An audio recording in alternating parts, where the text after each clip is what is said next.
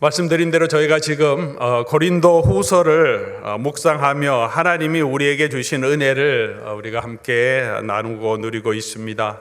고린도 후서는 특히 사도 바울이 자기의 자전적인 고백, 특별히 자기가 당한 여러 가지 고난에 대하여서 많이 마음을 열고 이야기하는 그런 내용을 담고 있습니다.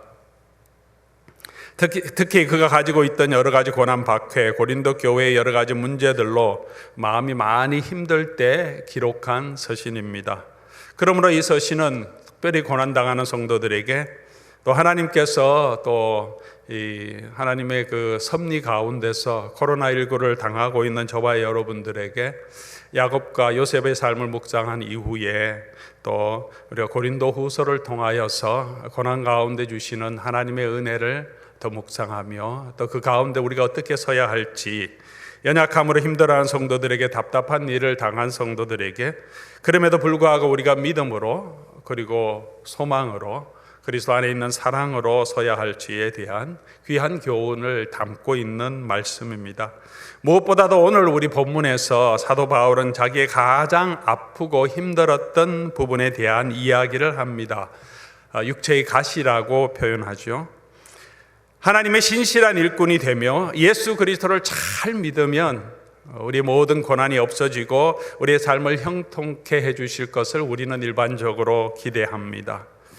그러나 우리의 현실의 삶 가운데 그렇게 나타나지는 않는 것 같습니다. 사도 바울의 삶이 아주 우리의 좋은 그 교훈을 주고 있죠. 사도 바울의 현실이 그렇지 않았습니다. 바울만큼 그렇게 하나님 앞에 순종하고 온전히 섬긴 사람이 어디에 있겠습니까? 그러나 오늘 본문에서 사도 바울 10절은 약한 것, 능욕, 궁핍, 박해, 공고를 당하고 있다고 말합니다. 오늘 본문에도 잠깐 요약적으로 언급했지만 우리 어제 말씀 묵상하신 분들은 사도 바울이 그가 당한 고난을 열거하는 내용들을 우리가 잘 알고 있습니다. 그리고 그의 고난은 이곳에서 족한 은혜를 주신 하나님의 고백으로 끝나는 것이 아니었습니다. 고린도 후서를 기록한 이 시점에서 그 이후에도 사도 바울의 삶의 앞에는 지금까지 살아온 것보다 더 극심한 고난이 그의 눈앞에 있었습니다. 3차 전도 여행을 끝나고 난 다음에 사도 바울은 예루살렘으로 내려가는데 그가 내려가면 죽을 것이라는 선지자들의 예언을 듣고 그럼에도 불구하고 내려가면서 그때부터 그는 이제 남은 10여 년의 삶 동안에 거의 대부분 감옥에서 고난을 당하며 그리고 마지막에 순교를 당합니다. 그렇다면 이런 믿음의 사람의 간절한 기도 제목 하나는 하나님께서 들어주시는 것이 참 마땅하지 않겠습니까? 그런데 사도 바울이 기도했던 그 간절한 기도의 제목을 오늘 그가 고백하기를 하나님이 들어주지 않으셨다라고 말합니다. 7절 말씀 보면 여러 계시를 받은 것이 지극히 크므로 너무 자만하지 않게 하시려고 내게 육체의 가시 곧 사단의 사자를 주셨으니 이는 나를 쳐서 너무 자만하지 않게 하려 함이라. 8절 이것을 내게서 떠나기 위하여 내가 3번 간구하였더니 하나님께서 내게 이르시되 내 은혜가 내게 족하다. 그렇게 하나님이 말씀해 주셨습니다. 오늘 이 본문에서 사도 바울이 말하는 육체의 가시는 어떤 것이겠습니까? 구체적인 내용의 설명은 없습니다. 그것이 무엇인지 우리가 정확하게 알지는 못하지만 사도 바울이 여러 가지 표현을 통해서 다른 서신서를 통해서 추측할 뿐입니다. 육체의 가시라고 말했으니까 그의 육체적인 이 몸의 아픔과 고통과 연결된 것이면 우리가 충분히 추측할 수 있습니다. 그 내용이 어떤 것인지는 우리가 알지 못하지만 이 육체의 가시라고 표현하면서 오늘 본문과 여러 사도 바울의 고백을 통해서 이 육체의 가시가 그에게 어떤 역할을 했는지는 우리가 알 수 있습니다. 이 육체의 가시는 그를 굉장히 고통스럽게 하는 것입니다. 우리에게도 육체의 가시라고 하는 것이 있을 수 있겠죠. 언어적인 표현이겠지만 나를 굉장히 고통스럽게 하는 것, 특별히 육신, 우리의 마음, 이 세상을 살아가면서 하나님 안에서 주신 영이 아니라 이 육신과 우리의 마음과 우리 관계 가운데서 우리가 굉장히 아프게 하는 가시라고 했기 때문에 굉장히 고통스러운 것입니다. 우리가 손가락 밑에 우리 몸 안에 이렇게 가시가 들어오면 얼마나 고통스럽습니까? 그 빼기 전까지는 우리 몸이 계속해서 그 가시에 고통을 당하고 있습니다. 그런데 이 고통은, 가시와 같은 고통은 남들은 보이지 않습니다. 야, 내 손가락 밑에 가시가 있어, 발바닥에 가시가 있어, 그래도 남들이 보기에는 가시가 있는지 없는지도 모르는데 나는 그 가시 때문에 계속해서 살이 찔리는 것 같은 그런 고난을 겪게 됩니다. 남들이 보이는 아픔이면 팔이 잘렸다든가 다리가 아파서 목발을 짚고 다니면 모두가 나를 도와주고 아프구나 해서 나를 배려해 주지만 몸 안에 가시가 있다고 해서, 손 안에 가시가 있다고 해서 사람들이 보이지 않기 때문에 때로는 사람들이 궤변한다고 할 수도 있고 우리의 고통에 함께 공감하지 못할 수가 있는 것입니다. 나는 너무 아픈데 그게 이제 뽑히지 않으면 생채기가 나고 거기에서 썩어서 곪을 수 있는데 다른 사람들은 잘 알지 못하는 그런 고난입니다. 그럴 때 우리의 고난의 깊이가, 그 외로움이 더 할 때가 있습니다. 남들을 알지 못하는 내 마음속의 개인적인 고민, 남편이나 때로는 아내도 잘 알지 못하는 내 속의 마음의 고민과 아픔이 있을 수 있죠. 다른 가족들은 모르지만 우리 집안에만 있는 그런 가시 같은 고난이 있을 수 있습니다. 이것은 또한 두 번째로 우리를 부끄럽게 하는 것, 나를 부끄럽게 하는 것입니다. 사도 바울을 부끄럽게 하는 것입니다. 사단의 가시라고 한 것을 보니까 절대로 이 고난은 그냥 모든 사람이 공감하고 불쌍하게 여겨주는 그런 종류의 고통이 아니었던 것을 알 수 있습니다.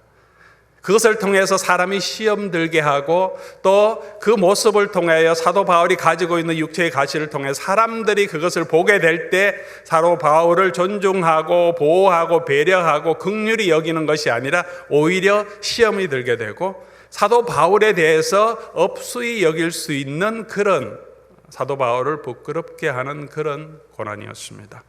갈라디아서 4장 14절 말씀을 보면 이 고난이, 사도 바울이 가지고 있었던 가시가 어떤 것인지 우리가 잠깐 그 배경을 조금은 알 수 있습니다. 사도 바울이 그의 서신서를 통해서 그의 연약함을 늘 고백할 때 이 갈라디아서에는 그의 선교 초기입니다. 가장 첫 번째로 그가 방문했던 그 1차 선교 여행 후에 기록한 내용이기 때문에 굉장히 초기 서신인데 그때부터 사도 바울에게 이런 부분이 있었습니다. 갈라디아서 4장 14절 말씀 보면 너희를 시험하는 것이 내 육체에 있으되 이것을 너희가 업신여기지도 아니하며 버리지도 아니하고 오직 나를 하나님의 천사같이 그리스도 예수같이 영접했다, 이렇게 고백합니다.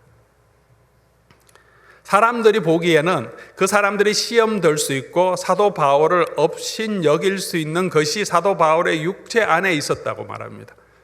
여러 신약학자들이 얘기하기를 이게 뭘까에 대해서 잘 모릅니다. 이 육체의 가시가 그때부터 사도 바울은 선교 초기부터 아니면 어려서부터 그가 가지고 있는 본질적인 어떤 육체의 질병일 수도 있고 가시, 사람들이 그걸 업신 여길 수 있는 것인데 이 갈라디아 성도들은 그렇게 하지 않고 보였음에도 불구하고 사도 바울 천사처럼 받들었다. 그런데 이 고린도 교회의 상황은 달랐던 거죠. 많은 사람들은 그를 영접했지만 그 중에 많은 또 다른 사람들은 이것을 보고 사도 바울을 업수히 여겼습니다.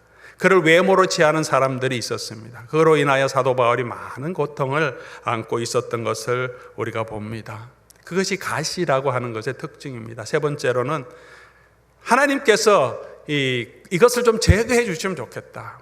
바울이 3번이나 기도했는데 응답하지 않았기 때문에 이 고난, 이 육체의 가시는 어떻게 했겠습니까? 그가 끝까지 죽을 때까지 짊어지고 가야 하는 것이었습니다. 내가 끝까지 지고 가야 하는 고난입니다. 너무 고통스러운 것이고 또 종종 나를 부끄럽게 되고 사람이 나를 업수히 여길 수 있는 내 자긍심 많이 상하게 하는 그런 육체의 고난인데요, 벗을 수 없는 것입니다. 이제 사도 바울은 죽을 때까지 이 고난을 지고 살아야 합니다. 복음을 위해서 하나님이 좀 제거해 주시면 좋겠다고 간절히 기도했지만 하나님께서 그 기도를 들어주지 아니하신 겁니다. 그리고 하나님께서는 내 은혜가 내게 족하니 그냥 어떻게 합니까? 그 육체 가시를 안고 그냥 살아가라 라고 말씀하시는 거죠. 그때 그의 마음이 어떠했겠습니까? 사랑하는 성도 여러분, 우리 모두에게는 이런저런 종류의 다른 사람은 알지 못하겠지만 내가 안고 있는 육체의 가시가 있을 것입니다. 남들이 알지 못하고 잘 나타나지는 않지만 나를 너무 힘들게 하는 그런 가시가 있을 수 있습니다. 우리가 가지고 있는 육체의 질병일 수가 있습니다. 남들은 잘 알지 못하는 내 속의 아픔일 수도 있습니다. 우리의 성격적인 결함일 수도 있고 우리가 가지고 있는 트라우마일 수도 있습니다. 벗어버리고 싶지만 벗어버린다고 내가 노력한다고 벗을 수 없는, 때로는 우리가 평생 함께 지고 가야 하는 그런 고난일 수 있습니다. 어떤 때는 우리 아내일 수도 있고 우리 남편일 수도 있습니다. 때로는 부모님일 수도 있고 우리 자녀일 수도 있습니다. 때는 우리 주변에 있는 형제들일 수도 있습니다. 사도 바울은 하나님께서 이렇게 기도 응답하지 않으셨을 때 하나님께서 내 은혜가 내게 족하다 하니까 하루아침에 그렇습니까 하나님 감사합니다 그러면서 기뻐한 것은 아닌 것 같습니다. 14년 전에 당한 그가 경험했던 그 계시를 이야기하는 것을 보면 그의 평생 동안에 이 가시는 가지고 있었고 3번을 기도했다는 거 보면 한꺼번에 한 자리에 앉아서 3번을 기도하진 않았을 것입니다. 너무 힘들어서 아마 사역 초기에 기도했을 거고, 그래도 들어주지 않으니까 또 열심히 몇 년을 사역하는데 그래도 이게 계속 복음에 방해가 되고 힘드니까 또 기도했을 것이고, 아마 고린도 교회의 상황을 보면서 아마 더 간절하게 하나님 이거 좀 제거해 주시면 이런 고린도 교회 성도들이 내가 이것 때문에 시험 들지 않고 정말 이 교회가 조금 더 평안할 수 있을 텐데 하나님 제거해 주십시오라고 마지막으로 기도했을 수 있습니다. 오랜 세월이 걸리고 그 시간 동안에 하나님께서 내가 내게 주신 은혜가 족하다는 그 말씀을 듣고 그의 삶을 다시 돌이켜보고 묵상해 보니까 하나님이 주신 그 은혜가 약함에도 족하다는 것을 깨닫고, 사도 바울은 도리어 크게 기뻐하고 약한 데에서 오히려 그 약한 것들을 부끄러워 여기지 않고 자랑한다. 그리고 그리스도의 능력이 내게 머물게 되었다라고 고백합니다. 그런 오랫동안 하나님의 은혜와 이 하나님의 말씀을 묵상하면서 그의 마음속에 이제 이 평안이 오게 된 거죠. 하나님 말씀으로 평안이 오게 되고 오히려 그것이 그의 기쁨이 되었던 것입니다. 사랑하는 교우 여러분, 오늘 저와 여러분들이 배우고자 하는 것이 바로 이 내용입니다. 육체의 가시와 약함이 저와 여러분에게도 있을 텐데 이 고난에서도 하나님께서 바울에게 주신 그 족한 은혜, 바울이 누린 그 은혜가 무엇입니까? 그것은 바로 저와 여러분이 붙들어야 할 은혜가 아니겠습니까? 우리에게 주시는 또한 하나님의 은혜일 줄 믿습니다. 하나님께서 족한 은혜를 바울에게 부어주셨다는 것입니다. 바울이 깨달았던 이 하나님의 은혜가 무엇입니까? 깨달아지니까 기뻐할 수 있었던 거죠. 하나님의 은혜로 깨달아지지 않으면 우리는 계속해서 낙심할 수밖에 없고 하나님을 원망할 수밖에 없고 우리 자신이 연약함으로 우리 자신을 계속 한탄하며 우리 자신을 상하게 할 수밖에 없습니다. 바울이 누렸던 그 은혜가 뭐겠습니까? 첫 번째로 이 고난 때문에 사도 바울은 자만하지 않고 하나님만 의지하게 해주신 것입니다. 그게 은혜입니다.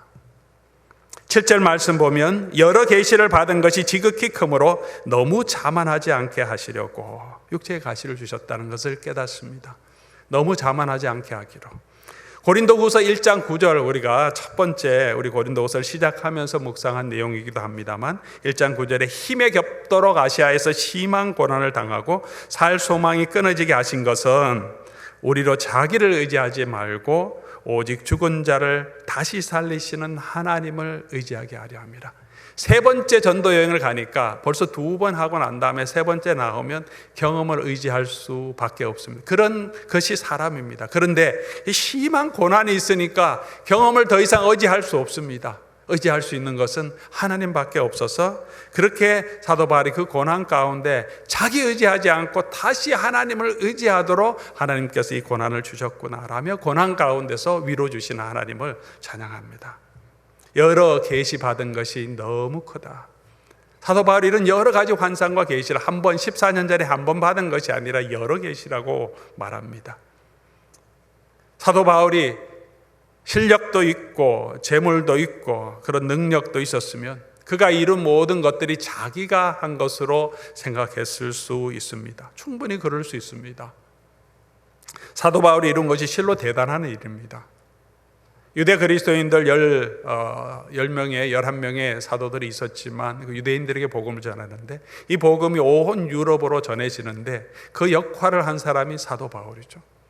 그의 전도와 그의 헌신을 통하여서 유럽의 기독교가 전해지고 온 서방 세계에 기독교가 뿌리를 내리는데 이 사도 바울의 선교가 기초가 되었습니다.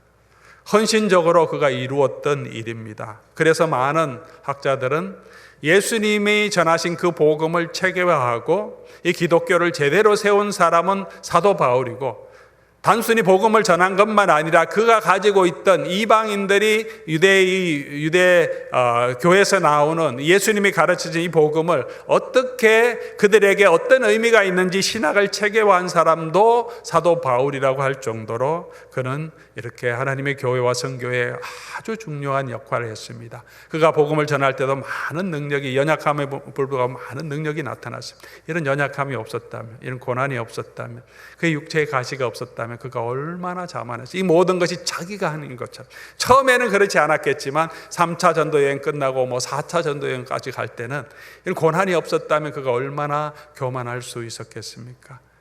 제가 추측하는 것이 아니라 바울이 말하는 것입니다. 돌아보니까 고난을 통하여서 내가 더 겸손해지고 그냥 하나님만 의지할 수 있도록, 그 하나님의 일꾼의 본질적인 그 일을 감당할 수 있도록 하나님이 나를 도와주셨구나, 그렇게 깨닫게 됩니다. 그게 은혜라는 거죠. 사랑하는 교우 여러분, 제 삶을 돌아보더라도 그렇습니다. 제가 가지고 있는 연약함이 없다면, 고난이 없다면 아마 제가 잘난 줄 알고 아마 그렇게 살았을 것입니다. 제가 제일 잘난 줄 알고 잘 똑똑한 줄 알고 이 교회도 무슨 하는 일도 나의 능력으로 하는 줄 그렇게 알았을 것입니다. 그러나 여러 가지 힘든 일도 있고 어려운 일도 있고 내가 감당할 수 없는 부분 하나님 앞에 맡기면 하나님이 해가시는 일을 보게 하심으로 그렇게 교만하지 않게 하시고, 또 하나님을 의지하는 것이 무엇인지 알게 하시고 만들어 가시는 것을 우리가 얼마나 많이 경험합니까? 저의 경험이고 아마 여러분의 경험일 줄 믿습니다. 그렇게 우리로 하여금 하나님을 더 의지하게, 하나님 앞에서 겸손하게 하나님만 바라보게 하시는 것이 은혜입니다. 때로는 그 고난을 통하여 우리를 하나님을 의지하는 자로 하나님이 이끄십니다. 세상에 고난이 없고 평안하며 세상의 부귀와 영화를 누리고 하나님 없는 것보다, 세상에 고난이 있지만 연약함이 있지만 하나님을 더 의지하고 하나님과 교제할 수 있다는 것이 얼마나 더 큰 축복이겠습니까? 두 번째, 사도 바울이 누렸던 그 하나님이 주신 고난 가운데 주신 은혜는 이 땅이 아니라 영원한 하나님의 나라를 더 소망하게 된 것입니다. 우리가 이 땅에서 잘 되고 이 땅에서 영화를 누리고 이 땅에서 가진 것이 많으면 아무래도 하나님의 나라에 대한 소망이 점점 희미해지죠. 내가 가진 것이 많으면 버릴 수가 없습니다. 버리기가 힘들어집니다. 초대교회 성도들이 얼마나 천국을 사모합니까? 하나님의 그 예수님의 재림을 사모합니까? 초대교회 공동체는 그냥 재림만 오시기를 바랍니다. 이 땅에서 그들이 희망할 수 있는 것은 아무것도 없었기 때문이죠. 로마 제국 아래에서 예루살렘에 있더라도, 이방의 여러 나라 가운데 있더라도 로마 제국 안에서 극심한 핍박이 있을 때 그들이 바라볼 수 있는 소망은 다시 오실 예수 그리스도밖에 없습니다. 그래서 이 환난 가운데, 고난 가운데 마치 무시무시한 짐승이 교회를 핍박하는 그런 현실 가운데서 그들은 마라나타, 주 예수여 어서 오시옵소서, 하나님이 주실 그 영원한 종말적인 승리를 바라보며 그 나라를 소망하며 고난 가운데 믿음으로 이기게 하셨습니다.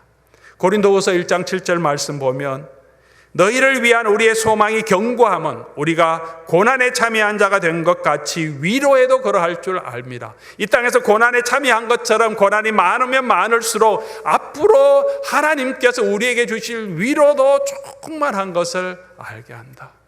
그것이 그들의 소망이었고 바울의 소망이었습니다. 고린도후서 4장 14절에도 주 예수를 다시 살리시니가 예수와 함께 우리도 다시 살리실 것을 사도 바울은 바랍니다. 4장 18절에는 우리가 주목하여 보는 것은 보이는 것이 아니고 보이지 않는 것이니 5장으로 넘어가면 하늘에 있는 영원한 집, 탄식하면서, 이 땅에서는 탄식하면서 하늘로부터 오는 우리의 초소를 덧입기를 간절히 사모한다. 초대교회 성도들도 그랬고, 그 후기를 지나서 로마에 있던 카타콤이라고 우리가 알려진 지하교회 성도들, 그들의 고난 가운데도 그랬고, 중국 지하교회들이 극심한 공산당의 핍박을 당할 때도 그랬습니다. 그들의 노래에는, 그들의 신앙에는 이 땅에서는 누리고 이 땅에서 잘 먹고 잘 살 수 있는 방법은 아무것도 없습니다. 이 땅에서는 고난을 당하고 예수 믿는 것이 드러나면 감옥에 갇히게 되고 가족들과 이별하게 되고 어떤 때는 심한 고문을 당하고 평생 노동형에 처하게 되고 때로는 사형을 받을 수 있지만 그들의 소망, 그들의 찬양 가운데 하나님 나라에 대한 소망으로 가득 차 있습니다. 우리로 하여금 더 하나님의 나라를 소망할 수 있게 하는 것이기 때문에 고난도 은혜라고 말합니다. 세 번째로는 연약함에도 감당할 수 있게 하셔서 하나님의 능력이 더 분명하게 나타나게 된 것이 은혜입니다. 9절 말씀 보면 내 능력이 약한 데서 온전하여 짐이라 사도 바울은 고백합니다. 그리스도의 능력이 내게 머물게 하려 함이라. 바울의 육체의 가시에도 불구하고 하나님은 그를 이방의 사도로 그리스도의 일꾼으로 사용하셨습니다. 우리가 연약하기 때문에, 이런 가시가 있기 때문에, 고난이 있기 때문에, 우리의 육체적인 한계가 있기 때문에 하나님이 우리를 사용하지 않는 것이 아닙니다. 하나님은 전능하신 하나님이시고 우리가 어떤 상황에 있든지 하나님의 손에 붙들리면 하나님의 능력으로, 하나님의 일꾼으로 하나님은 그의 능력을 사용하십니다. 그런데 우리가 내세울 것이 많이 없을 때, 모세의 손에 지팡이처럼 그 지팡이가 아무것도 아닌데 그 지팡이에서 놀라운 능력이 나타나면 그 능력이 누구 것이라고 생각하겠습니까? 지팡이의 능력이라고 생각하는 사람은 아무도 없지 않겠습니까? 하나님의 능력이라고 바로는 분명하게 보게 되었습니다. 우리가 나타낼 수 있는 것이 아무것도 없고 우리가 이 세상에서 연약하고 이런 육체의 가시를 안고 있음에도 불구하고 하나님께서 우리를 통해서 여전히 역사하시고, 그렇게 하나님의 역사가 우리를 통해 드러날 때 내가 잘나고 똑똑하고 세상에 가진 것 많은 그런 사람으로 섬기는 것보다 더 하나님의 영광이 분명하게 드러나게 된다는 것입니다. 고린도후서 4장 10절 12절 우리가 묵상했죠. 그의 연약함에도 불구하고 여전히 답답한 일을 당하고 우겨쌈을 당하여도 그가 넘어지지 아니하고 거꾸로 떨림을 당하여도 그냥 망하지 아니하고 예수 그리스도의 이 능력을, 살아계심을 짊어지고 일어날 수 있게 된 것. 그가 연약함에도 불구하고 오히려 더 분명하게 그 속에 살아계신 그리스도의 생명이 더 분명하게 드러난다는 것입니다. 빌립보서 4장 11절 13절에 보면 어떠한 형편에서도 사도 바울은 자족하기를 배웠다. 그리고 13절에 능력 주시는 자 안에서, 내게 능력 주시는 자 안에서 내가 모든 것을 감당할 수 있다. 사랑하는 성도 여러분, 우리가 이 세상에 사는 목적 하나님의 영광이라고 말합니다. 하나님의 영광은 나의 잘남으로, 나의 성공으로 하나님의 영광이 더 드러나는 것은 아닙니다. 그것을 통해서 하나님의 영광을 나타낼 수 있지만 내가 연약하고 부족하고 이 땅에서는 보잘것없음에도 불구하고 그런 나를 붙들어 사용하시는 하나님께 믿음으로 나를 맡길 때, 그런 나를 붙들어서 하나님의 능력을 이루실 때 하나님의 영광이 더 분명하게 크게 드러나게 되는 것입니다. 골리앗을 이긴 다윗이 그의 능력으로 이긴 것이 아닙니다. 그가 그의 목장에서, 베들레헴에서 물맷돌 던지는 거 열심히 연습해서 그가 최고의 물맷돌 던지는 사수가 되었기 때문에 골리앗을 무너뜨린 것이 아닙니다. 그렇다면 그 베들레헴에 있는 모든 목동을 다 모아서 블레셋과 전쟁하게 했으면 이스라엘 백성들이 이겼겠죠? 그것이 아닙니다. 물론 그가 신실했지만 그것으로 그의 물맷돌 실력으로 이긴 것이 아니라 그에게 찾아오셔서 사무엘에 안수할 때 함께 하신 하나님의 성령이 그와 함께 했고 그 하나님의 성령을 의지하여 그가 이 전쟁에 나갔기 때문에 하나님이 그를 붙들어 사용했기 때문에, 모세의 지팡이처럼 그의 물맷돌을 들고 사용했기 때문에 작은 다윗이지만 소년이지만 그를 통해서 골리앗을 무너뜨리게 하신 것입니다. 그로 인하여 하나님의 능력이 더 크게 나타나게 하신 것입니다. 사랑하는 성도 여러분, 우리가 연약하다고 해서 우리를 통해서 하나님이 일하지 못하시는 것은 아닙니다. 우리에게 약함과 또 궁핍과 박해와 공고가 있다고 해서 하나님이 우리를 사용하지 못하는 것이 아닙니다. 오히려 더 크게 하나님 우리 가운데 역사하시기 때문에, 우리가 더 하나님의 영광을 나타낼 수 있기 때문에 육체의 가시도 우리에게는 하나님이 주신 은혜라고 바울은 고백합니다. 마지막으로 내가 가장 힘들 때 더 놀라운 은혜를 경험하게 해주시기 때문에, 하나님께서 주시는 그 은혜를 이 바울이 경험했기 때문에 그는 이 고난 가운데서 하나님을 찬양할 수 있었습니다. 7절 말씀 보면 여러 계시를 받은 것이 너무 크므로, 사도 바울은 지금 그의 육체의 가시를 이야기하면서 우리 12장 1절 2절부터 이 14년 전에 그가 체험했던 이 환상, 셋째 하늘에 올라가는 환상을 연결시킵니다. 그 계시와 함께 육체의 고난을 이야기합니다. 육체의 가시, 하나님의 족한 은혜와 그가 경험했던 이 놀라운 영적 체험은 연결되었다는 것을 우리가 이 문맥을 통해서 충분히 추측할 수 있습니다. 어떻게 연결되나? 고린도후서 12장 오늘 본문 2절 말씀 보면, 내가 그리스도 안에 있는 한 사람을 아노니 그는 14년 전에 셋째 하늘로 이끌려간 자라. 그리스도 안에 있는 한 사람을 아는데 우리 모든 신약학자들이 얘기하기를 이거 바울 자신의 고백이다라고 같이 말합니다. 분명히 사도 바울의 고백, 이견을 제시하는 사람은 거의 없습니다.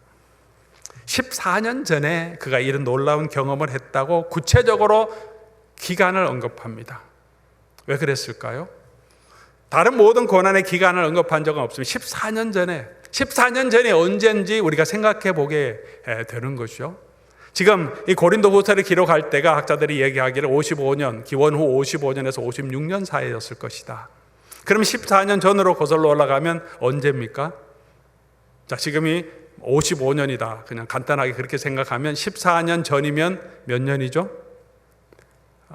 연도니까 반대로 올라가겠죠? 계산 되십니까? 한 40년쯤 되죠? 기원 후 40년쯤 됩니다. 그때가 언제였는가? 사도 바울의 생애를 한번 살펴보면, 사도 바울이 예수님 돌아가시고 난 다음에 부활한 후에 교회가 막 성장하니까 핍박을 시작했습니다. 그때 핍박을 시작하면서 예루살렘에 한동안 있으면 핍박하다가 다메섹으로 가다가 예수님 만났습니다. 부활하신 지 얼마 안 된 상황이죠. 그리고 아라비아에서 3년 정도 있었습니다.